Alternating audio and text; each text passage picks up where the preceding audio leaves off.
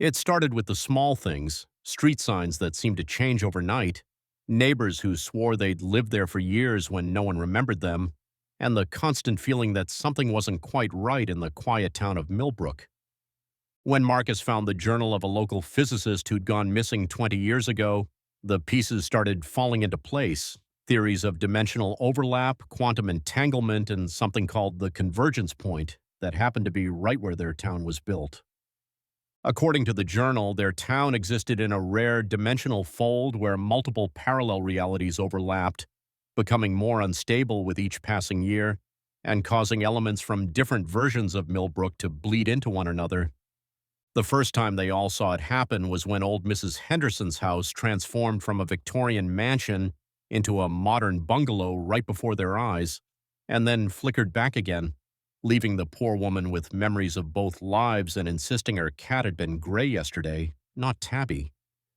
The library record showed that their town had been founded on the exact same spot in 7 different realities, and with each passing day, the barriers between these dimensions were growing thinner, causing people, buildings, and even memories to shift between worlds. Using the physicist's calculations and the strange crystal they'd found beneath the old church, they created a device to temporarily stabilize their reality, but with each use they risked pushing the other dimensions further away, potentially cutting off people who had loved ones existing in multiple worlds. The dimensional collapse accelerated when the town hall clock struck midnight on the summer solstice, tearing holes in reality that allowed them glimpses of the same town square across multiple timelines, some peaceful, some abandoned, and one where the sky burned with purple fire. Their solution came from an unexpected source. Instead of trying to separate the dimensions, they could use the crystal to harmonize them, creating a stable, overlapping reality where elements from each version of Millbrook could coexist without erasing each other.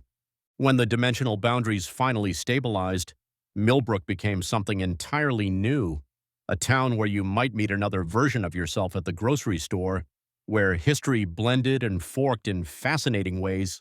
and where the rules of reality were just a little bit more flexible than anywhere else on Earth. Years later, tourism boomed as word spread of the miraculous town where the impossible was ordinary, where you could taste fruit that grew in another dimension, and where the annual Convergence Festival celebrated the day the residents of Millbrook stopped fighting the strangeness of their town and instead embraced the beauty of living between worlds.